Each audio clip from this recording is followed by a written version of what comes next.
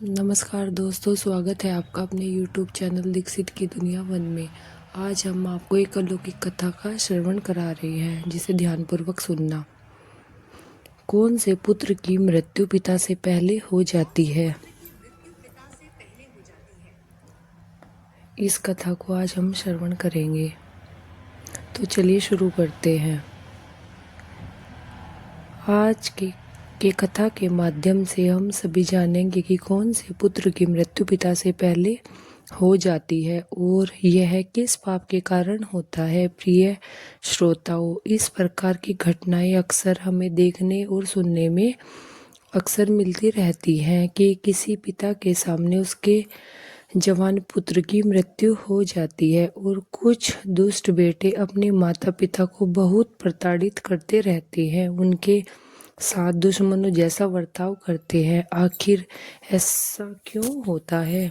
आइए जानते हैं एक अत्यंत सुंदर कथा के माध्यम से कि पिता से पहले पुत्र की मृत्यु क्यों हो जाती है और यह दारुण दुख पिता को क्यों सहना पड़ता है। एक समय की बात है, देवलोक में अग्नि, वरुण, बृहस्पति, शुक्र, यम आदि सभी देवता गण उपस्थित थे और उनके बीच में कुछ ज्ञान चर्चाएं चल रही थी। कुछ देवता गण प्रश्न करते हैं और जिन देवताओं को उस प्रश्न का उत्तर मिलता है तो वह जवाब देते हैं। जब बारी अग्निदेव की आती है तो उन्होंने देवताओं से प्रश्न पूछा कि देवगण, मेरा एक प्रश्न यह है कि कौन सी संतान ऐसी होती है जिनकी मृत्यु माता पिता की आंखों के सामने हो जाती है। और मेरा दूसरा प्रश्न यह है कि किस प्रकार के पुत्र अपने माता पिता को प्रताड़ित करते हैं, अर्थात उन्हें दारुण दुख देखने पड़ते हैं। अग्निदेव का प्रश्न सुनकर सभी देवतागण आपस में विचार विमर्श करने लगते हैं और गहरी सोच में पड़ जाते हैं। प्रिय श्रोताओं, जिस पिता की आंखों के सामने ही उसके पुत्र का जीवन लीला समाप्त हो जाती है, उस पिता के हृदय में कितना दुख होता है। विधि के विधान के अनुसार तो होना यह चाहिए कि पहले पिता की मृत्यु हो और पुत्र की पिता का दाह संस्कार करे, लेकिन कई बार दुर्भाग्यवश पिता को अपने ही हाथों से अपने पुत्र का अंतिम संस्कार करना पड़ता है, जिन हाथों से उसने पहले पुत्र को पाल पोस कर बड़ा किया। ऐसी स्थिति में एक पिता को जीवित होते हुए भी मृत्यु के समान कष्ट सहना पड़ता है। कई बार छोटे छोटे बेटे अपने माँ बाप के साथ शत्रु जैसा व्यवहार करते हैं, उन्हें मारते पीटते हैं, उनकी देखरेख नहीं करते हैं, उन्हें अकेला छोड़ देते हैं। प्रिय श्रोताओं, देवलोक में अग्निदेव के प्रश्न को लेकर चर्चाएं चल रही थी। किसी को समझ में नहीं आ रहा था कि आखिर ऐसा क्यों होता है। प्रश्न बहुत ही महत्वपूर्ण था। सभी देवलोक में नारद जी उस सभा में उपस्थित हुए। सभी देवताओं ने खड़े होकर के नारद जी का अभिवंदन किया और उसके बाद अपने स्थान पर बैठ गए। फिर नारद जी ने पूछा कि हे देवताओं, आप सबके मध्य में किस बात पर चर्चाएं चल रही हैं? किस प्रश्न को लेकर आप सभी इतना व्याकुल हो रहे हैं? तभी अग्निदेव खड़े होकर कहते हैं कि वीणाधारी कौन सी संतान है जिसकी मृत्यु माँ की आंखों के सामने हो जाती है। और हमारा दूसरा प्रश्न यह है कि किस प्रकार के पुत्र अपने माता पिता को प्रताड़ित करते हैं और उन्हें दारुण दुख दिखाते हैं। अग्निदेव का प्रश्न सुनकर देव ऋषि नारद जी कहते हैं कि हे देवताओं, प्रश्न तो बहुत ही उत्तम है और इसका प्रत्येक मनुष्य को उत्तर सुनना चाहिए। नारद जी बोले कि हे देवतागण, मनुष्य का जीवन उनके पूर्व जन्म पर आधारित होता है और यह भी जरूरी नहीं है कि उसका पूरा जीवन ही पिछले जन्म पर आधारित हो, लेकिन पिछले जन्म के कुछ कर्म ऐसे होते हैं जिनका हिसाब कितना मनुष्य को अलग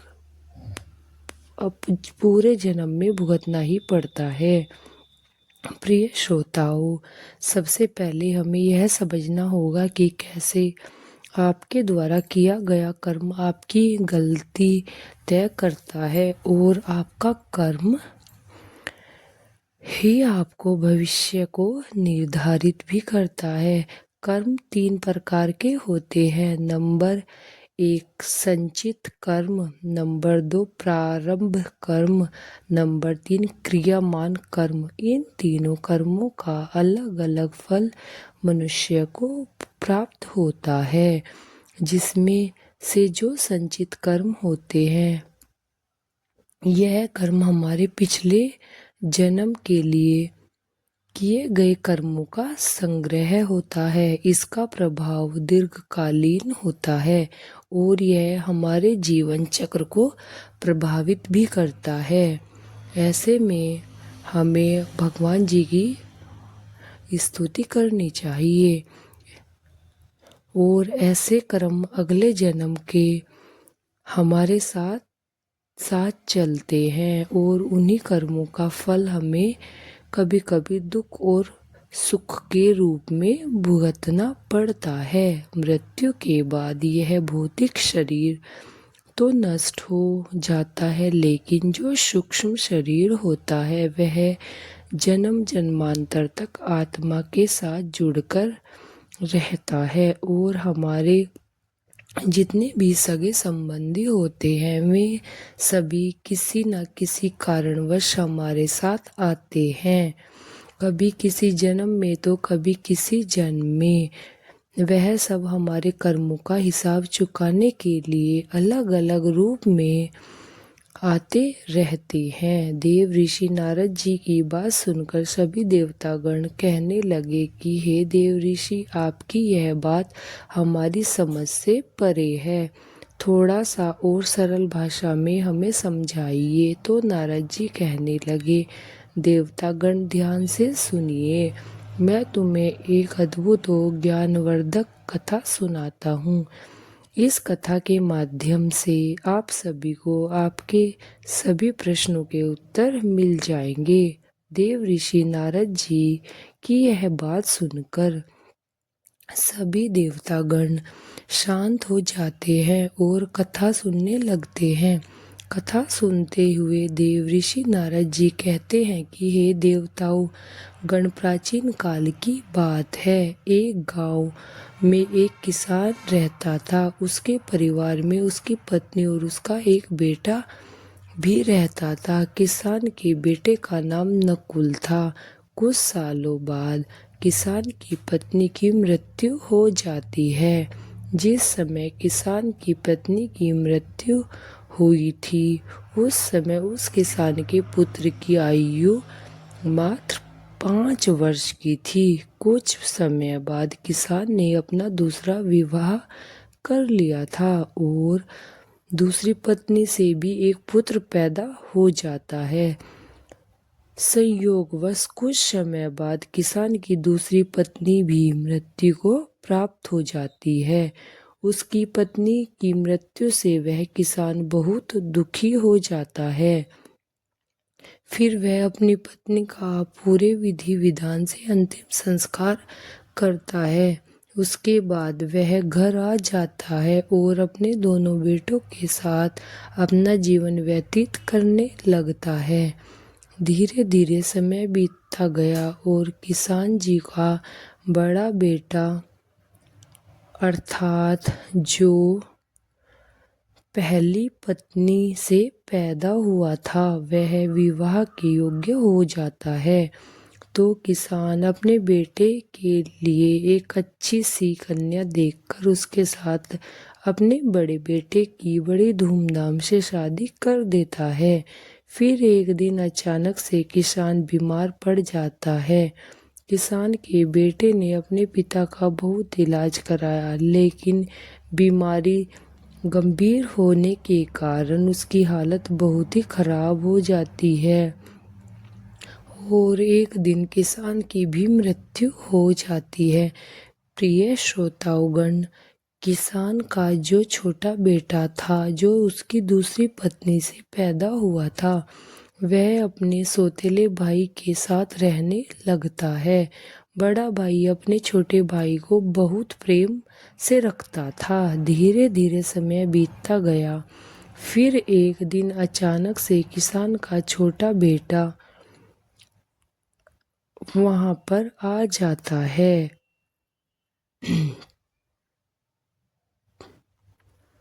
और छोटा बेटा बीमार पड़ जाता है।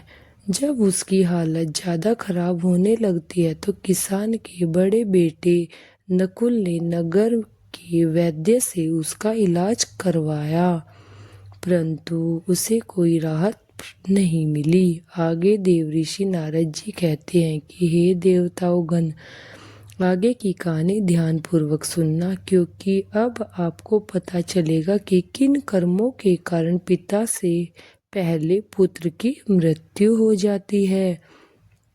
देवऋषि नारद जी, देवताओं, बड़े भाई नकुल ने अपने बेटे भाई का कोई वैद्य हकीमों से उपचार कराया, लेकिन उनकी हालत में कोई भी सुधार नहीं हुआ। इधर छोटे भाई की दिन प्रतिदिन तबीयत बिगड़ती ही जा रही थी। उसके इलाज में घर का काफ़ी धन भी खर्च हो चुका था। इलाज कराते कराते बड़े भाई अब थक चुका था। एक दिन बड़े भाई ने अपनी पत्नी से सलाह किया कि यदि मेरा छोटा भाई जो सौतेली माँ से उत्पन्न हुआ है, अगर यह मर जाए तो हमें इसके इलाज के लिए पैसा खर्च नहीं करना पड़ेगा। जो जायदाद में भी आधा हिस्सा हमें नहीं निकालना पड़ेगा। इसके हिस्से की सारी जमीन जायदाद फिर हमारी ही हो जाएगी। उस दुष्ट भाई को अपने भाई की जान से ज़्यादा प्यारी उसकी दौलत और भाई की धन दौलत में लग रही थी। तभी तो कहते हैं कि जिस मनुष्य के पास जितना धन होता है वह उतना ही अधिक उस धन के पीछे पागल हो जाता है। किसान के बेटे का यह सुझाव उसकी पत्नी को भी बहुत अच्छा लगा और उसने अपने पति से कहा कि हम इससे मार भी तो नहीं सकते। यदि इसे मार दिया तो लोग समझेंगे कि हमने लालचवश इसे मार डाला। क्यों ना हम यह काम किसी वैद्य से कराएं। आप जाओ और किसी वैद्य को धन का लालच देकर उससे कहो कि यह दवाई के बदले मेरे सौतेले भाई को जहर देकर मार दे। इससे किसी को पता भी नहीं चलेगा और कोई रिश्तेदार हम पर शक भी नहीं करेगा। सब लोग कहेंगे कि यह बीमार था, इसलिए बीमारी के कारण उसकी मृत्यु हो गई। बड़े भाई नकुल ने पत्नी की बात मान ली और मन में विचार किया कि यदि किसी वैद्य से बात की जाए तो हमारा काम बन जाएगा। फिर क्या था, बड़े भाई ने ऐसा ही किया। वह वैद्य के पास जाता और उसके धन का लालच देता। वैद्य पैसे का बड़ा लालची आदमी था और वह भी उसके लालच में आ जाता है। जब बड़े भाई ने उस वैद्य से बात की और उसे बताया कि मुझे मेरे छोटे भाई को जहर देकर मरवाना है, तो वैद्य पहले तो हिचकिचाने लगे, लेकिन जब किसान के बेटे ने वैद्य को इस काम करने के लिए 500 स्वर्ण मुद्राएं देने की बात की तो वैद्य यह काम करने के लिए तुरंत राजी हो गया। अगले दिन वह वैद्य अपने छोटे भाई का इलाज कराने के बहाने और उसे जहर देकर चला जाता है। जहर के प्रभाव से तत्काल उसकी मृत्यु हो जाती है। अपने छोटे भाई की मृत्यु पर वे दोनों पति पत्नी बहुत खुशी मनाते हैं और सोचने लगते हैं अब तो रास्ते का कांटा ही निकल गया। इसके हिस्से की सारी जमीन जायदाद अब हमारा अधिकार हो गया है। अब मुझे जायदाद का हिस्सा किसी को नहीं देना पड़ेगा। वे दोनों बहुत प्रसन्न होकर रहते हैं। प्रिय श्रोताओ, यह बात सदैव स्मरण रखना चाहिए कि जो खुशी दूसरे के दुख की बुनियाद पर होती है, जो धन दूसरों की हिंसा करके कमाया जाता है, वह धन कभी आपको सुख नहीं दे सकता। और जो लोग दुख देकर सुख पाने की कामना रखते हैं, उनके यहाँ एक दिन महाभयंकर दुख आता है और वह जीवन भर अपने किए पर पछताते रहते हैं। आगे की कथा सुनते हुए देवऋषि नारद जी बोले कि हे देवतागण, इस प्रकार से बड़े भाई ने पहले छोटे भाई को मार डाला और उसकी सारी धन संपत्ति पर अपना अधिकार जमा लिया। किसी गांव वाले को भी इस बात का संदेह तक नहीं हुआ था। गांव वाले तो यह सोच रहे थे कि यह कितना अच्छा भाई है, अपने सौतेले भाई का कितना उपचार कराया, कितनी देखभाल की और कितनी सेवा की, परंतु बेचारा उससे बचा नहीं सका। क्या करता, रोग ही ऐसा था, बेचारे की मृत्यु हो गई। दुनिया वालों को क्या पता कि वह मरा नहीं बल्कि उसे मारा गया था। बड़ा भाई सबकी नज़रों में अच्छा बनने की पूरी विधि विधान से सौतेले भाई का अंतिम संस्कार कर देता है। उसके बाद वह घर आकर बहुत खुशी होता है। धीरे धीरे समय बीतता गया। एक दिन उसकी पत्नी ने गर्भ धारण किया और एक निश्चित समय के पश्चात उसकी पत्नी ने एक सुंदर पुत्र को जन्म दिया। पुत्र प्राप्ति की खुशी में उन दोनों ने घर में भोजन कराया और पूरे नगर में मिठाइयाँ बांटी। इसके बाद वह दोनों बड़े ही लाड प्यार से अपने पुत्र का पालन पोषण करने लगे। कुछ वर्षों बाद वह लड़का जवान हो गया। उसके बाद किसान के बेटे ने उसके लिए एक सुंदर सी कन्या जिसका साथ अपने बेटे का विवाह कराया था। बेटे की शादी में खूब धन खर्च हुआ। बेटे की बहू जब घर में आती जाती है तो वह लड़का कुछ दिनों के बाद अचानक से बीमार रहने लगता है। माँ बाप ने उसके इलाज के लिए बहुत से वैद्य हकीमों को घर बुलाकर उसका इलाज कराने लगे। जितना पैसा मांगा उसको उतना पैसा दिया। वह इलाज के बदले में जो भी धन मांगते किसान का बेटा उससे सब कुछ देता था ताकि उसका बेटा भी ठीक हो जाए। अपने बेटे के इलाज में उसने अपनी आधी संपत्ति बेच डाली, परंतु कहते हैं ना, जिस पर जिसका जितना कर्ज होता है उसे उसे अवश्य ही चुकाना पड़ता है, चाहे कोई कैसे भी चुकाए। उस लड़के की दिन प्रतिदिन तबीयत खराब होती जा रही थी। लड़का बीमार के कारण मरने की हालत पर आ गया था। उसका शरीर बहुत ज़्यादा कमज़ोर हो गया था। उसे देखने के लिए गांव वाले उस किसान के बेटे के घर आए हुए थे। किसान का बेटा उन सब दुखी होकर अपने पुत्र की तरफ से देखते हुए कहने लगा, पता नहीं भगवान मुझे किस पाप की सजा दे रहे हैं। तभी उस किसान का पुत्र अचानक से बोल उठा। लड़के ने अपने पिता से बोला कि भाई, अपना हिसाब पूरा हो गया है, बस अब अंतिम संस्कार में लगने वाले सामान की बाकी है, आप उसकी तैयारी कर लो। यह सुनकर के उसके पिता ने सोचा कि लगता है बीमारी के कारण लड़के का दिमाग भी ठीक से काम नहीं कर रहा है। देखा ना, मैं इसका बापू हूँ और यह मुझे भाई कहकर बुला रहा है। तब लड़का कहता है कि भाई, आप मेरे बाप तो इस जन्म में नहीं है, मैं तुम्हारा पिछले जन्म का भाई हूँ। याद कीजिए, यह गांव वाले बैठे हुए थे और तुम्हारी सौतेली माँ का बेटा अर्थात तुम्हारा छोटा भाई, सौतेला भाई, इसी प्रकार चारपाई पर लेटा हुआ था और उस भाई की संपत्ति पाने के लिए तुमने उस भाई को वैद्य के हाथों जहर देकर मरवा दिया था। देखो आज वही संपत्ति मेरे इलाज में लग चुकी है। आपके ऊपर जरा सा भी धन नहीं है, वह मैं धीरे धीरे अपने इलाज में लगवा चुका हूँ। यह सुनते उसका पिता एकदम से फूट फूट कर रोने लगा और कहता है कि मेरे तो कुल का नाश हो गया है। मैंने यह क्या किया? जो किया वह मेरे आगे आ गया है। फिर उसने, भाई मुझे यह बता दो, मैंने जो किया था वह तो मुझे देखने को मिल गया है।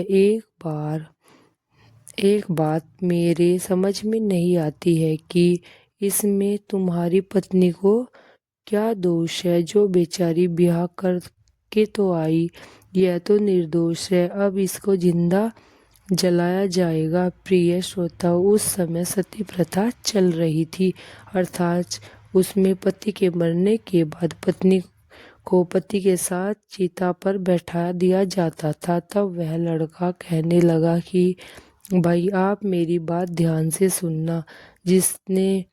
तुमने जिस वैद्य को मेरे इलाज के लिए बुलाया था, उसने आपके कहने पर धन के लालच में मुझे जहर दिया था।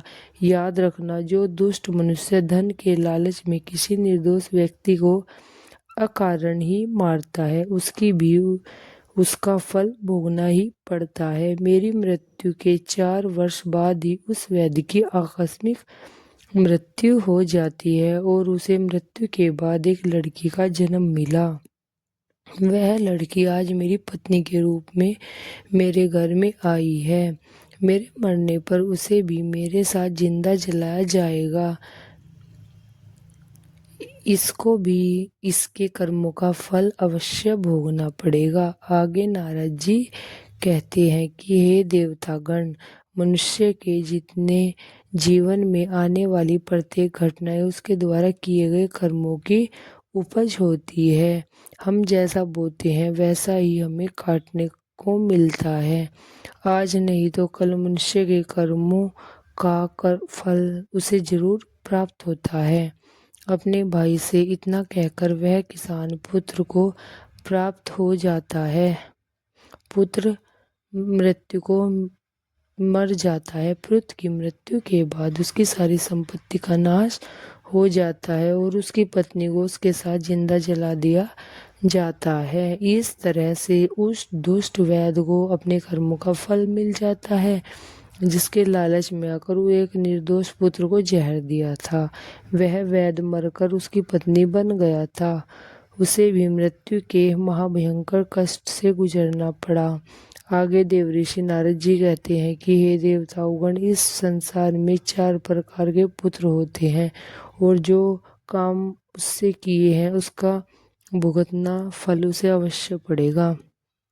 नारद मुनि जी की यह बात सुनकर सभी देवतागण पूछने लगते हैं कि हे देवऋषि, 4 प्रकार के पुत्र कौन से होते हैं? कृपया विस्तार से मुझे बताइए। तब नारद जी कहते हैं कि हे देवतागण, शास्त्रों में 4 प्रकार के पुत्र बताए गए हैं। पहला पुत्र होता है ऋणानुबंध पुत्र, उसका पुत्र। दूसरा पुत्र होता है शत्रु पुत्र, तीसरा पुत्र होता है उदासीन पुत्र और चौथा पुत्र होता है सेवक पुत्र। ये 4 प्रकार के पुत्र होते हैं। ध्यान रखिए, जो पहले 2 अर्थात ऋणा अनुबंध और शत्रु पुत्र, ये दोनों पुत्र आपके कर्मों के अनुसार आपके घर में जन्म लेते हैं। इन दोनों पुत्रों की मृत्यु पिता से पहले हो जाती है। अगर किसी पुत्र की मृत्यु पिता से पहले हो जाती है तो समझ लेना कि आपके घर में आपका शत्रु पुत्र पैदा हुए थे।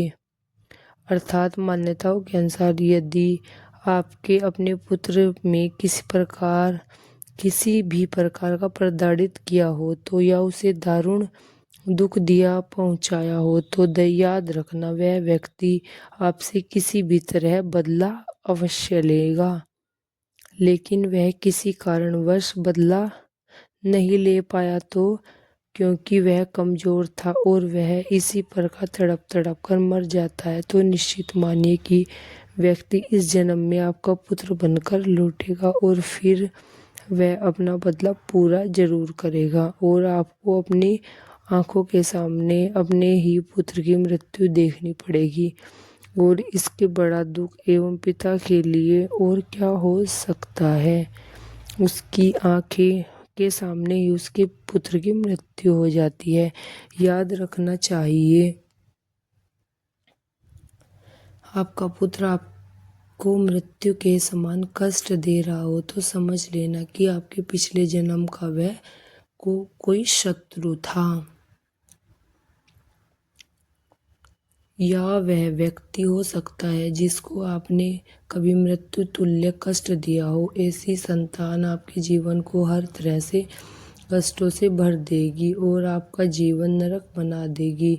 ऐसी संतान आपको मारती है, परेशान करती है और आपके कुल का विनाश कर देती है और एक दिन आपको भी मरने पर मजबूर कर देती है। आगे देवऋषि नारद जी कहते हैं कि ये देवतागण, महाभारत का जब युद्ध हो रहा था उस समय भगवान श्री कृष्ण जी ने अर्जुन को गीता का ज्ञान देते हुए कहा था कि हे पार्थ, इस नश्वर संसार में जितने भी रिश्ते नाते हैं वे सभी मनुष्य द्वारा किए गए पिछले कर्मों के अनुसार उन्हें प्राप्त होते हैं। इस महाभारत के युद्ध में आपके सम्मुख जितने भी तुम्हारे सगे संबंधी दिखाई दे रहे हैं सभी तुम्हारे और उनके पिता का लेखा जोखा है। हे अर्जुन, तुम पूर्व जन्म में जब धर्म के पुत्र नर थे और मैं तुम्हारा बड़ा भाई नारायण था जिसे तुमने इस समय अपने युद्ध के कौशल से पराजित किया था, उसी समय तुम्हारे भाई ने तुमसे बदला लेने की प्रतिज्ञा कर ली थी। वही भाई आज तुम्हारे सामने अपनी हार का बदला लेने के लिए दुर्योधन के रूप में खड़ा है। फिर भगवान श्री कृष्ण जी कहते हैं कि हे पार्थ, प्राणी को अपने कर्मों का फल भोगना ही पड़ता है। जिस पर कर्ज होता है वह उतना कर्ज कई जन्मों तक चुकाता है। यही बात भगवान श्री कृष्ण ने पितामह जी से कही थी। बात महाभारत काल की है। महाभारत का भीष्म युद्ध समाप्त हो चुका था। विजेता पांडव सभी भाई सहित भगवान श्री कृष्ण के साथ पितामह भीष्म का आशीर्वाद प्राप्त करने के लिए गए थे। तभी पितामह भीष्म ने भगवान श्री कृष्ण से पूछा कि वासुदेव, मैं अपने किन कर्मों की वजह से नुकीले तीरों से बनी इस शैया पर असहायक कष्ट भोग रहा हूँ। तभी श्री भगवान कृष्ण जी ने मुस्कुराते हुए पूछा कि पितामह, क्या आपको अपने पिछले जन्म के कर्मों याद नहीं आ रहे हैं? पिताजी बोले कि हे वासुदेव, मुझे मेरे पिछले 100 जन्म के कर्म याद हैं और इन 100 जन्मों में मैंने कभी किसी का बुरा नहीं किया। पितामह भीष्म की बातों पर सहमति जताते हुए भगवान श्री कृष्ण ने कहा कि हे पितामह, आपने 100 जन्म में कोई भी पाप नहीं किया। आपको यह सजा आपके 101 जन्म की मिल रही है। 10 जन्म में आप एक राजा थे और एक बार आप शिकार खेलने के लिए जंगल में गुजर रहे थे और शिकार खेलने के कारण आप बहुत थक गए थे। फिर एक पेड़ के नीचे कुछ देर आराम करने के लिए बैठे गए थे। तभी उस वृक्ष पर से एक कीड़ा आपके ऊपर गिरा। आपने गुस्से में उस कीड़े को अपने बाण से उठाया और नीचे फेंक दिया। वह कीड़ा पीछे कांटों के ऊपर पीठ के बल जाकर गिर गया और उसकी पीठ में नुकीले कांटे घुस गए। उस कीड़े ने उस कांटों से निकलने की बहुत कोशिश की, परंतु वह जितनी कोशिश करता कांटा उसके उतना ही कष्ट देते थे। इस अवस्था में कई दिन तक वह कीड़ा जीवित रहा। उसकी उस असहायक पीड़ा में आपका नाम दर्ज हो चुका था, लेकिन आपके पुण्य कर्म इतने प्रबल थे कि वह पाप फलित नहीं हो पा रहा था। इस प्रकार बात को सुनकर भगवान श्री कृष्ण जी कहते हैं कि पितामह बोले, फिर आज क्यों? पितामह ने इस सवाल पर श्री कृष्ण ने उन्हें बताया, दुर्योधन की सभा में जब द्रौपदी का चीरहरण हो रहा था, तब उसे बचाने में आप असमर्थ थे। आप कुछ बोले नहीं। अगर आप चाहते तो समर्थवान हो सकते थे। इसके बावजूद भी आपने दुर्योधन को रोकने की कोई कोशिश नहीं की। उस समय आपका सारा पुण्य क्षण भर में और 101 जन्म पहले के इस पाप में फलित होने का मौका मिल जाता है, और इसी का परिणाम आज आपको भुगतना पड़ रहा है। जब हम जन्म लेते हैं और फिर जब हम गर्भ में रहते हैं, तब हम ईश्वर से यही प्रार्थना करते हैं कि इस बार जन्म लेने के उपरांत हम अच्छे कर्म करेंगे, लेकिन जन्म लेने के उपरांत हम उन बातों को भूल जाते हैं, क्योंकि उस मोह माया के वश में हो जाते हैं। कर्म के फल कभी ना कभी मिलते ही हैं, इसलिए पृथ्वी पर निवास करने वाले प्रत्येक प्राणी को उसके द्वारा किए गए कर्मों का फल भोगना ही पड़ेगा, और कर्मों के अनुसार ही जीवन जन्म है। इसलिए कभी किसी प्राणी को नहीं सताना चाहिए, भले ही वह छोटा सा कीड़ा ही क्यों ना हो। आगे देवऋषि नारद जी कहते हैं कि हे देवतागण, जो दो तरह के पुत्र होते हैं, ऋणाबंध पुत्र और शत्रु पुत्र। जिसके हम कर्जदार हैं और जिसका हमने ऋण लिया है, वह ऋण वापस नहीं दिया तो वह ऋण हमें चुकाने पड़ेंगे। यदि जन्म में चुका दिए तब बहुत अच्छा है, और यदि वह दूसरे जन्म में चलते गए तो उसका आपको यही दुख झेलने को मिलेगा। वह पुत्र के रूप में जन्म लेगा, या भाई के रूप में जन्म लेगा, या आपके प्रिय संबंधी के रूप में जन्म लेगा। फिर आप गधा बनेंगे या बैल बनेंगे, किसी न किसी रूप में आप उन पैसों को चुकाएंगे। आपको कर्ज तो जरूर चुकाना पड़ेगा, क्योंकि यही शाश्वत सत्य और विधि का विधान है, और यही अटल सत्य है। हे देवतागण, इस प्रकार से ऋणानुबंध और शत्रु पुत्र की मृत्यु से पहले पुत्र की मृत्यु हो जाती है। इसमें से सेवक पुत्र सबसे श्रेष्ठ पुत्र होता है। यह पुत्र अपने आपको तब मिलता है जब आपने अपने पिछले जन्म में निस्वार्थ भाव से किसी व्यक्ति या गौ की सेवा की होगी, तो वह व्यक्ति आपको इस जन्म में सेवक पुत्र के रूप में प्राप्त होगा और उसकी सारी उम्र सेवा करता रहेगा, क्योंकि आपके पिछले जन्म में अच्छे कर्म किए थे। नंबर 4, जो उदासीन पुत्र होता है, उसको अपने माता पिता से कोई लगाव नहीं होता। उसके दुख सुख से उन्हें कोई वास्ता नहीं होता, अर्थात लेना देना नहीं होता। यह पुत्र विवाह होते ही माता पिता का त्याग कर देता है। यदि किसी पिता को अपनी आंखों के सामने अपने पुत्र की मृत्यु नहीं देखनी, तो उसे सदैव इस बात का ध्यान रखना चाहिए कि उसे कभी किसी का अहित नहीं करना चाहिए, और ना ही किसी से किसी प्रकार का कर्ज लेना चाहिए। अगर किसी ने कर्ज ले लिया तो उसका कर्ज उसे वापस कर देना चाहिए। दूसरी बात, किसी को इतना परेशान नहीं करना चाहिए कि वह तुमसे प्रताड़ित होने लगे और आप उसे कमज़ोर समझकर उस पर तरह तरह के यातनाएं दें। याद रखें, वह व्यक्ति भी मौका मिलते ही अपने हिसाब किताब चुकाने के लिए जरूर आएगा। प्रिय श्रोताओं, अब तो आप समझ ही गए होंगे कि कौन से पुत्र की मृत्यु पिता से पहले हो जाती है और कौन सी पुत्र का माँ बाप को कष्ट देते आते हैं। इसलिए मनुष्य को सदैव सत्कर्म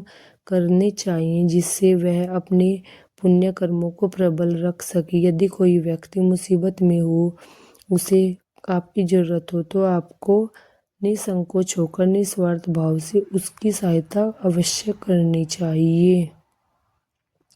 ऐसा करने से आपके अपने पुण्य कर्म की संख्या बढ़ा रही है, जिसका फल समय आपको भगवान जी देते हैं। इस प्रकार से आज हम यह संग्रह यहीं पर समाप्त करते हैं। आपको हमारी वीडियो पसंद आई हो तो चैनल को लाइक करें और सब्सक्राइब करें। कमेंट में हर हर महादेव अवश्य लिखें।